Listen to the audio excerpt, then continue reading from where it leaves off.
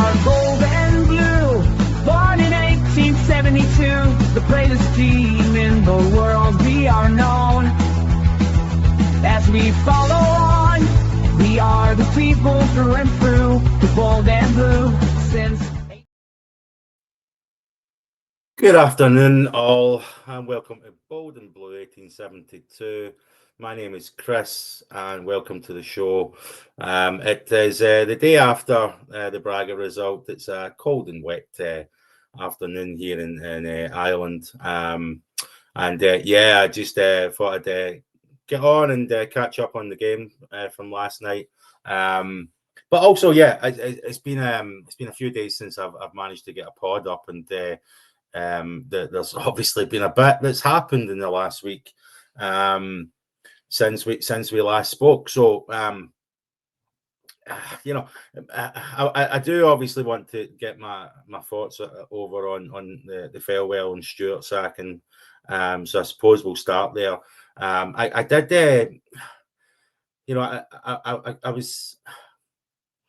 got some news on Monday morning, just rumours, the usual kind of stuff that does the rounds, and didn't think much of it. That there was potentially going to be an announcement on Monday, I'd planned to have. I mentioned on the last pod with you in there that I'd planned to have one of the a friend of mine, an Everton supporter, come on and talk some Thelwell and Chernity and Purdy, etc. I hadn't even been made aware, but I got a message from him saying, "Oh well, I guess there's no point in me coming on the pod now." And and then the messages just started pinging away on my different chat groups, etc. So I actually asked the lads if maybe we should do a pod that day, and we couldn't make it happen. But I'm actually kind of happy that we didn't. In retrospect, I'm going to be honest, I was a bit delirious with happiness on Monday, and I think I've had a bit of time to ponder on it now, and listen to a lot of releases from the club. I'll talk about Rohl's presser, and actually I want to cover Raskin's presser, both of those that happened the day before the Braga game. But the one focal point that I've got from all of this, and what I've kind of zoned in on was obviously Cavenagh and the club's official statements and interviews that they've given. And being, obviously, I think it would be. I think it's clear from a number of my prior pods that I had a very low opinion of Thelwell in particular, but Stewart as well. But obviously, I'm happy with the departures of those two guys. But in terms of kind of pondering over it since, I'm just kind of not sure what's next, and I'm still concerned about Cavenagh, to be quite honest. Cavenagh gave an interview the day of the news that Stewart and Thelwell had been sacked, and I think it is a very clear position that the club has taken, that they've sacked Cavenagh and Stewart. It wasn't like a mutual departure, It was pretty blunt that they've been sacked. But I did find it very interesting that Cavenagh, in the interview that he gave to Sky, he did refrain from kind of. He mentioned on a couple of occasions, I'm not going to throw dirt at them, statements like that. But he was saying things like, we need something different. We need to be more hands-on. Him and Maraf, or their intent is to be more hands-on, which I was under the impression that was already the case, given what had transpired with Martin. yeah, not willing to throw dirt at the guys. I suppose from an executive level that's a kind of position that they have to take. But he said that they were already meeting candidates. I mean, and the interim appointment, by the way, is Fraser Thornton. So it's not as if, from a CEO perspective, so it's not as if there's not a CEO in place at the moment. But they mentioned that they're already meeting candidates. But he also said that their intent is to be ready for the spring/summer. And I'm just a bit confused by it all. You know, I guess I go back to when Martin was sacked as well. The writing was on the wall for Martin for as short as his tenure was. The writing was clearly on the wall for him. A good month, if not 5-6 weeks before he was actually sacked. And it did surprise me at the time that the recruitment process for the new manager seemed to start almost from when Martin was sacked, and there didn't seem to be a contingency plan in place, or I felt that they moved very slowly in appointing Danny Rohl, to the extent that Danny Rohl pulled out of the whole process at one point. I think he clearly got fed up with how long the process took, but ultimately he was appointed.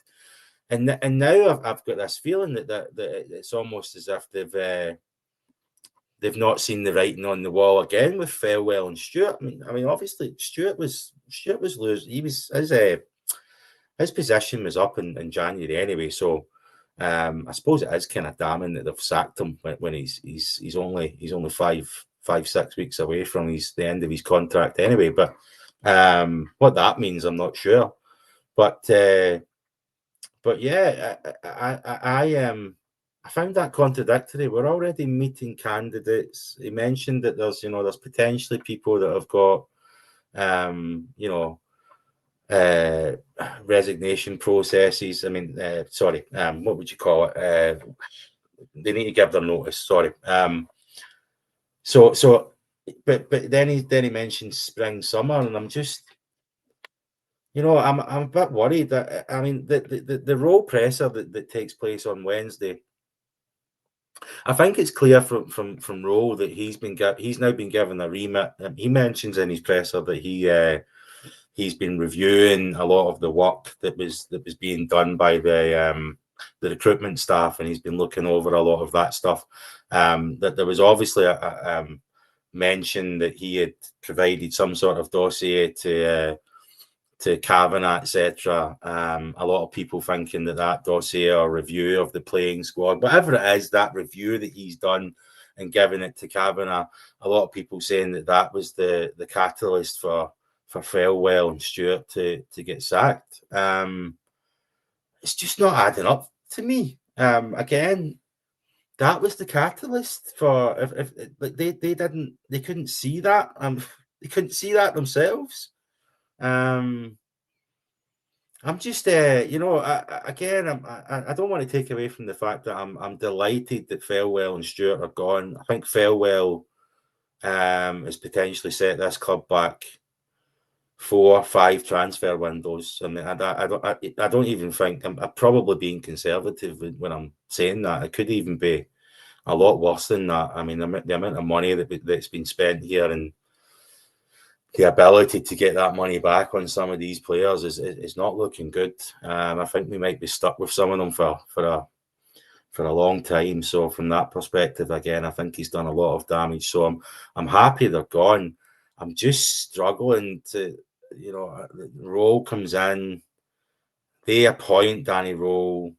There's a lot of, again, talk from Cavenagh that he supports Thelwell and Stewart and all this kind of stuff. And then apparently whatever report it is that Danny Rohl's provided to Cavenagh seems to be the catalyst for them losing their job. And again, I'm just like, you couldn't see this yourself. It's not adding up. I know there's some rumours doing the round that something else untoward has been going on.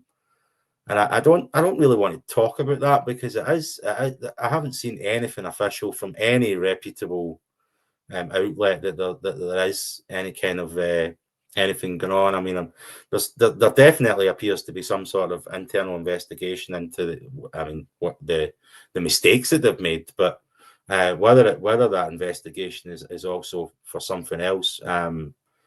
Again, I don't think there's any reputable sources to back that up at the moment, but something's not adding up here. And again, it just, for me, I've mentioned Cavenagh for a number of weeks now. Just reeks to me of just not really getting this job at all. Not being prepared for it. Now, what I will say is, it's okay to make mistakes. I think we're all willing to forgive and forget if they correct the mistakes, which it looks as if they are right now, and they move forward and they make better decisions, the right decisions moving forward. But not recognizing the sheer amount of mistakes that they've made, and in most cases persevered with the people that were making those mistakes. I'm still worried about Cavenagh, and yeah, I mean, we'll see what happens next. Obviously, we've got January coming up. Danny Rohl, if he is, I suppose that there's no choice. I mean, again, if we're talking about spring, summer, before we'll have that Thelwell's position and Stewart's position all lined up and ready to go for next season. And Danny Rohl saying that he's obviously reviewing the recruitment. I'm not sure if he meant he's reviewing what the recruitment team were proposing as potential targets, or if he's reviewing the recruitment process in its entirety. I'm not sure what he meant by that, but definitely seems as if he'll be playing a much larger part in the process than was previously intended. So, but he's never had experience doing that. He's he has he's got limited experience as a head coach and as a manager, if you want, period. But most of these clubs that he's worked at, it would have been a similar setup to what we had last week, with that kind of director of football and recruitment and all these different positions helping with the recruitment strategy and identifying the players, etc. Has Rohl got an eye for a player? I mean, he's obviously worked with some very talented players, but it's certainly not his profession, is it? So he obviously has the support still. It has been stated by Cavenagh in his interview as well that the other appointments that came in with Thelwell were they'll still be given an opportunity to do their job, and doesn't appear so far anyway that there's any intent for any of those other people that came in, including Thelwell's son, which can only imagine that's a bit of a predicament for that lad. But none of these guys have lost their job, and there's no mention that any of them will be losing their job, not yet anyway. I fully expect when someone else comes in and has a look at some of these people that they might want to bring their own people in, and they might find others to be surplus to requirements, etc. But Rohl will, it looks like, have support for the January transfer window, but I don't know. I mean, he might surprise me, or he might be well capable of this. It's just, I mean, there's no evidence of that so far. And his very short career as a head coach, and his career previously as in supporting roles in the coaching teams at other clubs. So yeah, we'll see. But that's just reflecting on this week. I'm delighted those guys are gone, but I suppose the alternative is better, which is Rohl, but a lot of question marks about what will transpire now. I mean, Rohl's presser on Wednesday was also preceded. Raskin met with the press as well, and yeah, it was an interesting press conference with Raskin. It does appear that I mean, reading between the lines, it does appear that the rumours were true that Raskin possibly was being touted to other clubs in the summer for, I would assume, very decent money. There is rumours it was Wolves. Who knows if that's true? But it does appear that Raskin was being touted, and because he had declined to leave the club, and why would he want to move to Wolves? I mean that would not exactly flying high. So why would he want to go there? So good on him for standing his ground. But it does appear that is the reason, that maybe there was some problems in the relationship between Martin and Raskin earlier on in the season. And Raskin's touching on it. I think he's still holding back. Doesn't really want to go into too much detail, but he's definitely he's been a bit more vocal in this presser about how it's impacted him, and he's specifically mentioned that mentally it's impacted him, and that might be playing a part in his form of late. But the biggest thing that came out of that Raskin presser for me was just it became, certainly if you believe Raskin, it became apparent that he's not being offered a contract yet, or it sounds like no one's even really speaking to him about it. And I had heard this. Previously. I don't think it's this.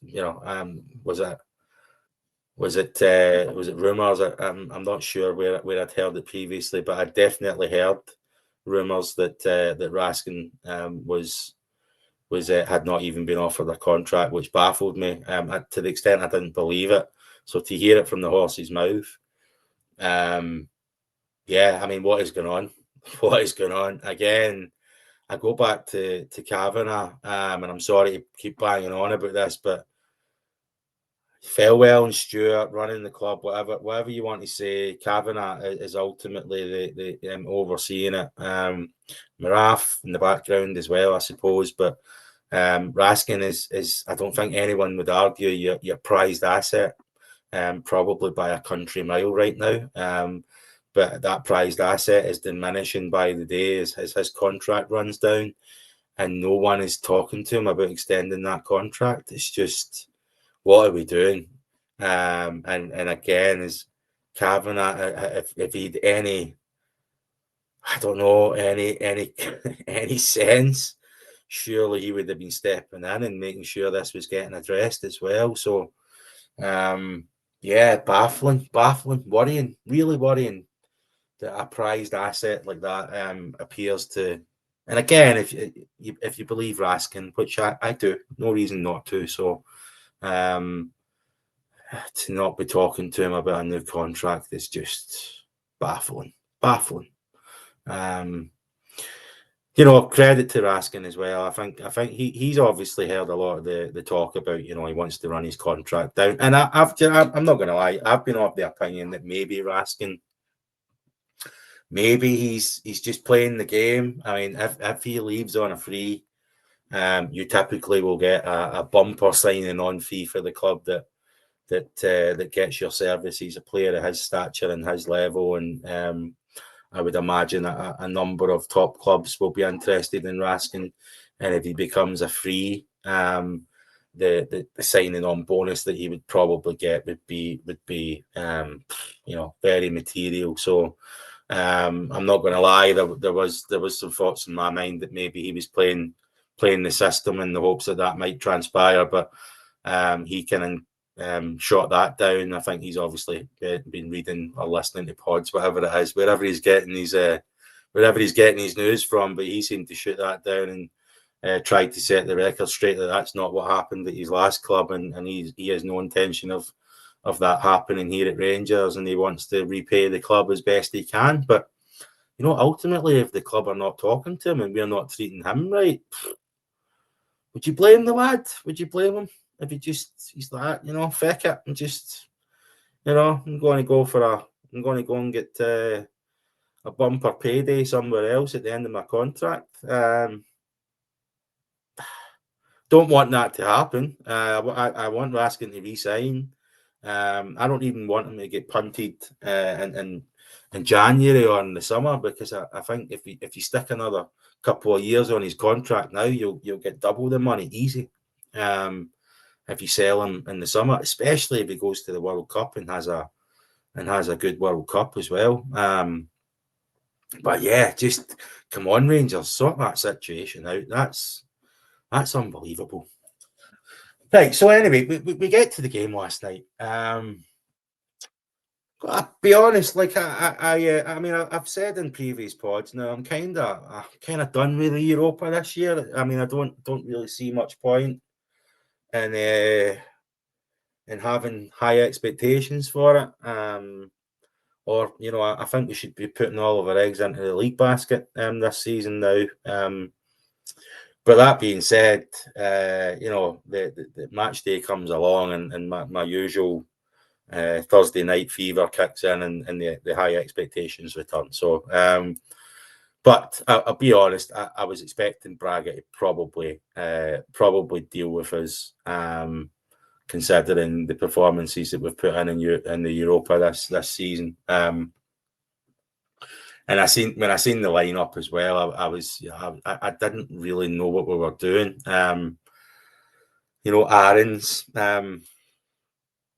Aaron's coming in. Danny was playing out on the left. Chermitti's starting. Gassama playing out on the right. There was. I mean, there's obviously concerns at the back with De Giga and Fernandez, but we don't really have any other options. So, but yeah, I wasn't happy that Aaron's was starting. Again, not a fan of Gassama on the right. Chermitti, Miovski, pick your poison, I suppose. But can Danny not play up there? Do we not have better options in the left and right wings? We've got Ant-Man, we've got Curtis. I mean, I'll get to Curtis later on. So I was a bit worried with the starting lineup. It wasn't really clear what Rohl was trying to achieve, but I thought we actually started the game pretty decent.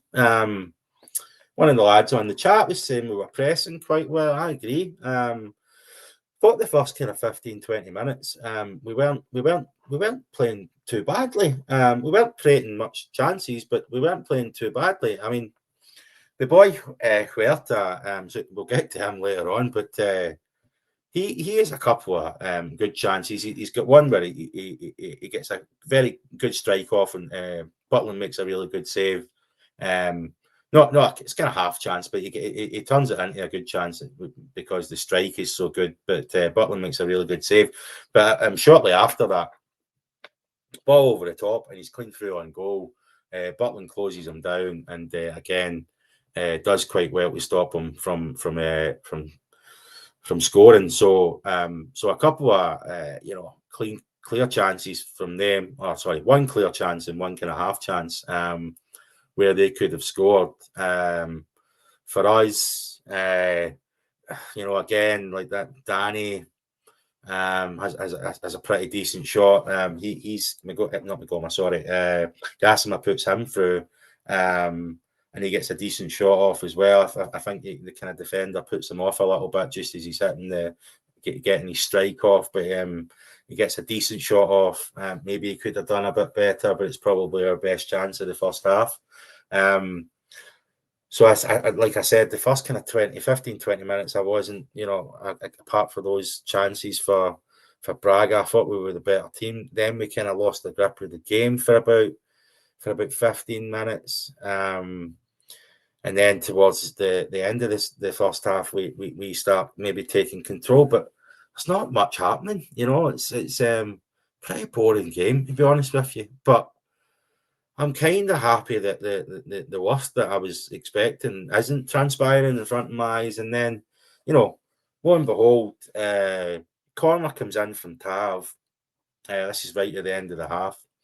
By the way, Danny steals this off of Barron. Barron has an opportunity to have a good shot on goals, quite far out. It's just on kind of 18-yarder, but Danny nicks it, tries to go on the turn and get a shot off. Just kind of wasted opportunity, skies it over the bar. But VAR pulls it back for a.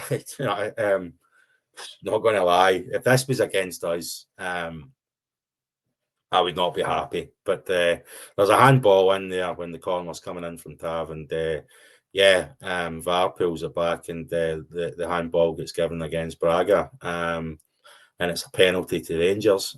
So it's right at the end of the half. It's past 45 minutes. We're already in injury time before Tav takes the penalty, and decent penalty from Tav. Not the best penalty I've ever seen, but the keeper goes the wrong way, so didn't really matter. And Rangers go in at half time 1-0 up, fortunately. But yeah, pretty dire half, really dire half. And to be honest with you, the second half doesn't get much better. Just not good to watch. There is a period kind of just before Hertha does what he does. I think it's around about 55 to 50, just for a couple of minutes around about the 55th minute. We're kind of peppering their goals. The ball's coming in. We're putting crosses in. It's a bit frantic in the box, but they're looking really uncomfortable. And I said to one of the boys as well, I'm like, this is, Thursday nights are back, kind of tongue in cheek, right? But we were definitely controlling the game.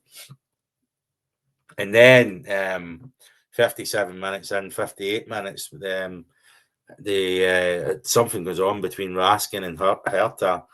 We see the replay. It looks like Hertha's tried to stick the nut in Raskin. And it gets pulled over. VAR check. Referee takes forever to make a decision that, you can argue that Raskin's went down. How much contact was there? I don't know. Does it matter? I think the rules of the game now is that there's clear intent there, isn't there? He's definitely tried to stick the nut in him. There's no getting away from that. Whether or not he's made contact or if he's just brushed his head down Raskin's nose, he's definitely intended to stick the nut in Raskin. So it's a clear red, but the ref takes forever. And because of that, he eventually gives the red, but because he takes so long, automatically in my head, I'm just looking at the refs. By the way, the refs were shocking last night. I could count on one hand the amount of decisions that they got right. The red card being one of them, by the way, but I could count on one hand the amount of decisions they got right. Like almost everything else they got wrong the whole night. And even the goal in a minute I'll get to. They picked that one up as well, but not as if it wasn't deserving of us to concede. But the boy's off, takes forever, and I'm thinking this ref's going to try and even this up. If we even give him a sniff, he's going to even this up. And lo and behold, he does that towards the end of the game. But we'll get to that. But Hertha's off. Again, we don't really take advantage of the 10 men. There's players on that part, by the way, and I do want to talk about the substitutions, so I'll leave that to the end. But we don't do much at all. And 10 minutes later, after the sending off, a ball comes over to Manny, comes into Manny.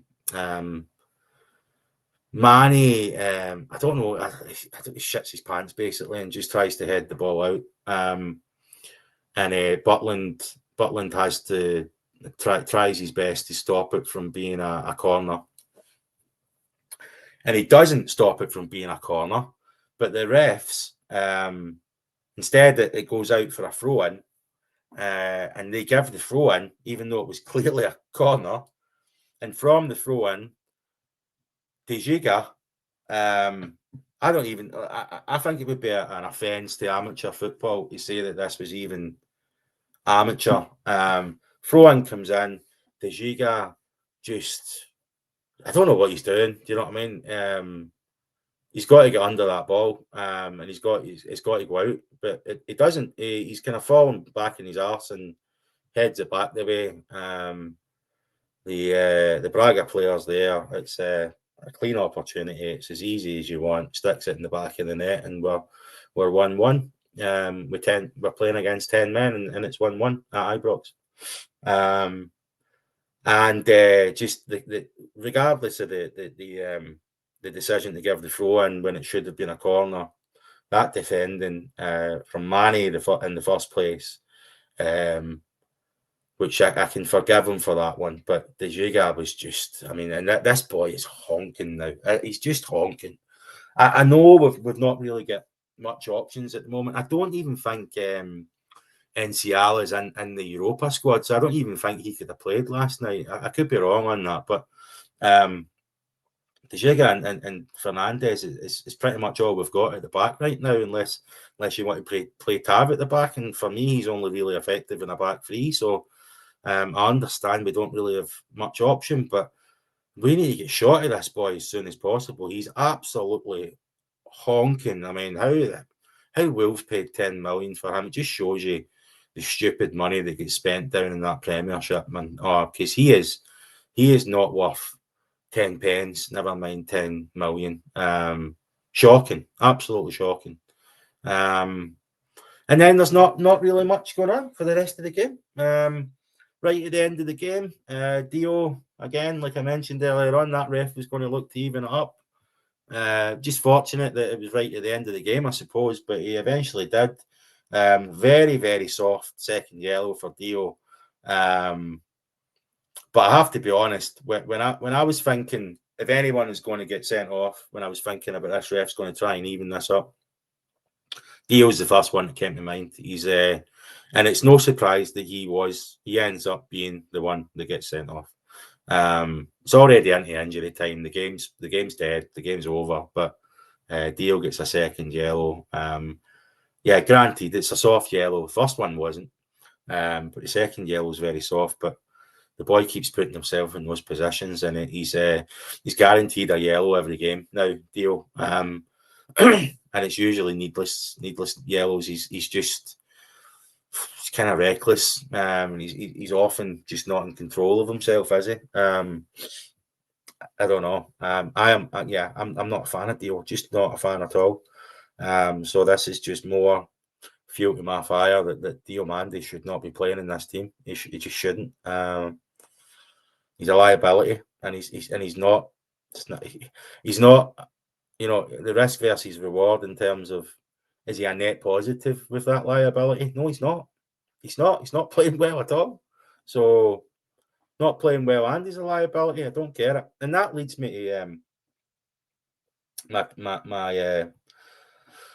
kind of overview of last night. Again, come away with a draw against Braga. I was expecting to get beat. But ultimately, how the game transpired, I'm disappointed. Disappointed, and this is where I suppose I'm also disappointed in some of the conversations that have been going on over the since last night. I've mentioned before that Danny Rohl he's got my support, and I'm happy with Danny Rohl, but things need to be pointed out. This is becoming a pattern now. These substitutions last night were appalling, absolutely appalling. I know he's not got a lot of options, but the options that he does have, just I don't know how many games has he had now? Six games. And I think in about three of them at least, I've complained about his substitutions being shocking. I don't get it. What he's trying to achieve. How Aarons was on that part for as long as he was last night, when you had Magoma on there. Even McCoist was calling out at the end. The Aarons was still on that part. He was an empty shot last night, and actually it was a liability. I don't know if Magoma. I mean, we don't know, do we? Like, we don't know behind the scenes. Is Magoma injured? There was no mention of that in the pressers or anything. So, so I would have thought that Magoma could have come on, because Aarons was absolutely honking. I don't know, and then I'll get to the other criticism that I've got of Danny Rose is I just don't get why some of these players keep getting picked. When I know that Curtis is there and I know that Cameron is there. And, you know, a couple of the lads have shot me down last night or this afternoon even in some of the chats, saying you don't know what's going on behind the scenes, and you're not the manager who knows what he's doing. And well, does the manager know what he's doing? Because just by default, just because you're a football manager or a head coach, doesn't actually mean you actually know what you're doing. Because Martin was a head coach, PC was a head coach manager, whatever you want to call him. Beale was a fucking manager. So that's rhetoric that he knows what he's doing, and we don't, and he knows what's going on behind the scenes. I know what I've seen at the start of the season with Curtis, and I know what I've seen with the players that have been playing instead of them since then. I know what I've seen when Cameron's been coming on the park when he's got an opportunity, and I know what I see from the likes of Thelwell Asgard. So I'm a very simple fan. I call it as I see it. It doesn't make sense to me.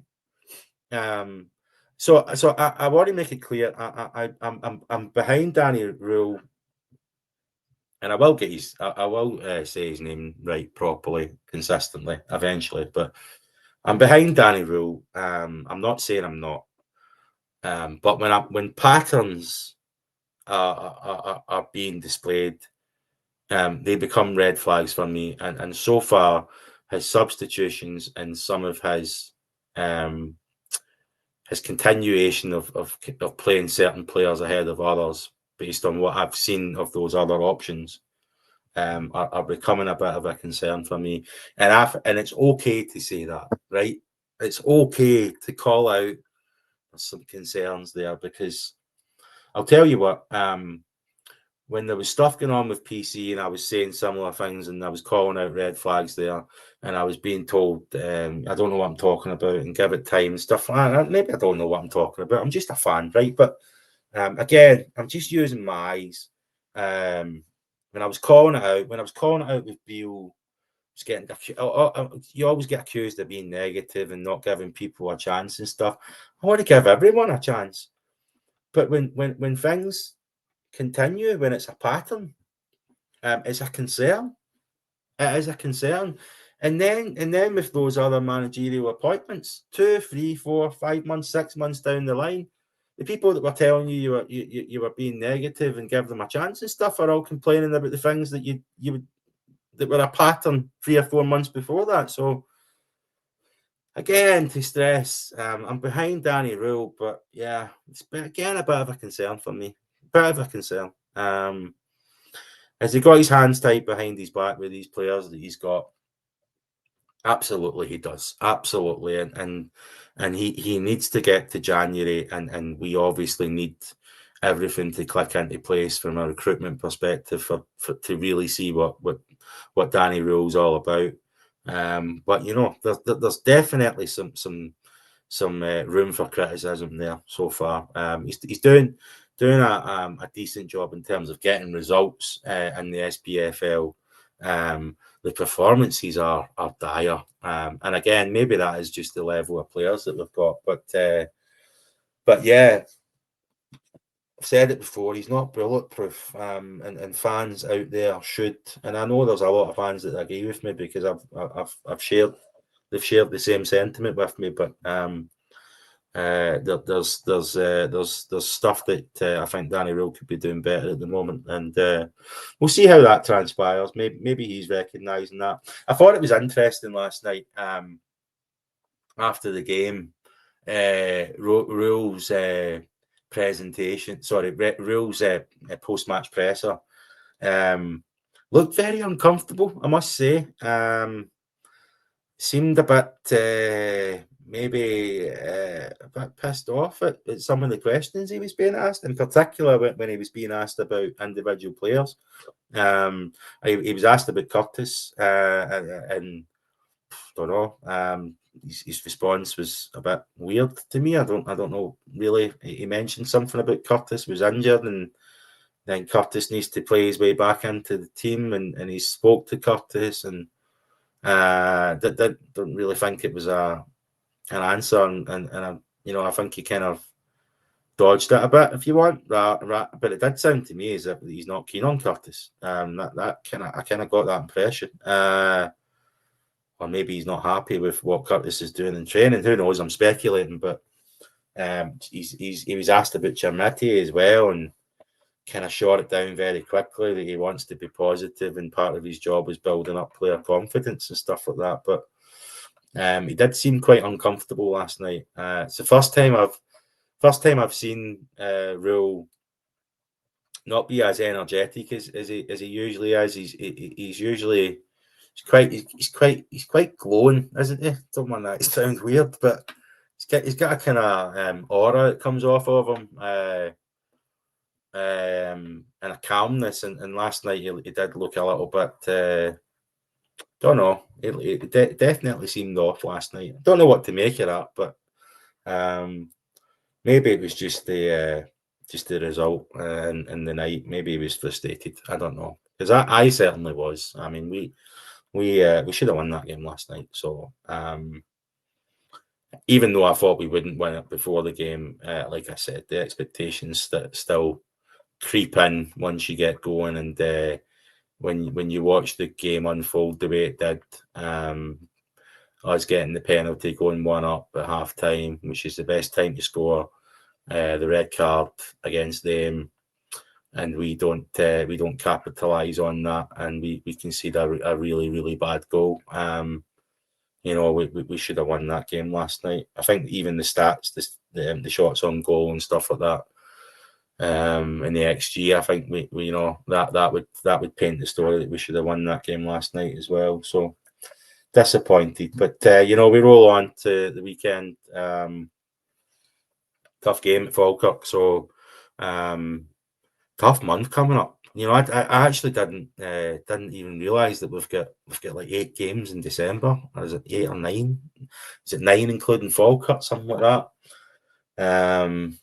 And we've got some tough games in there as well in December. Away to Kelly, away to Hearts, away to Dundee United, home to Hibs, and then obviously we'll be into the new year for the game against that lot. So I hope for a better performance this weekend, and definitely let's keep the results rolling. But I think Danny Rohl, maybe I'd really like to see some of those other boys getting an opportunity. I really would. We don't know what's going on behind the scenes, but I can tell you right now, fellow Asgard and Max Aarons, and some other ones that maybe don't have the opportunity to rotate, are not going to cut it at this club. It's as simple as that.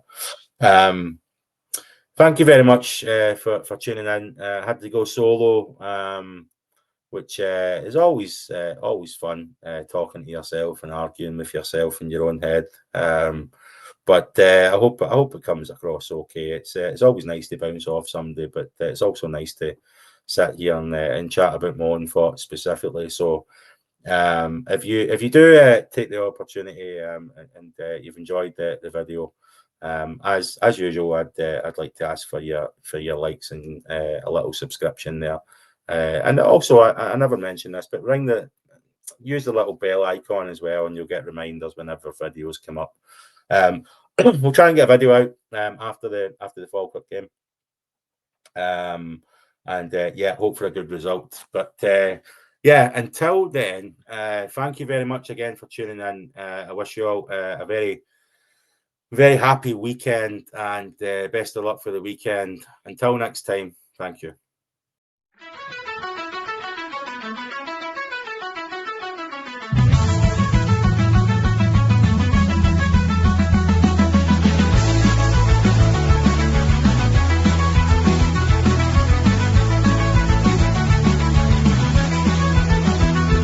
are gold and blue, born in 1872, the greatest team in the world. We are known as we follow on.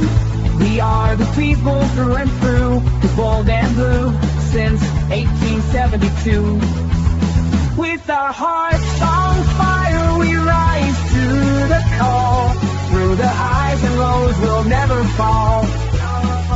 Glasgow Rangers standing proud and true. Together we sing for the gold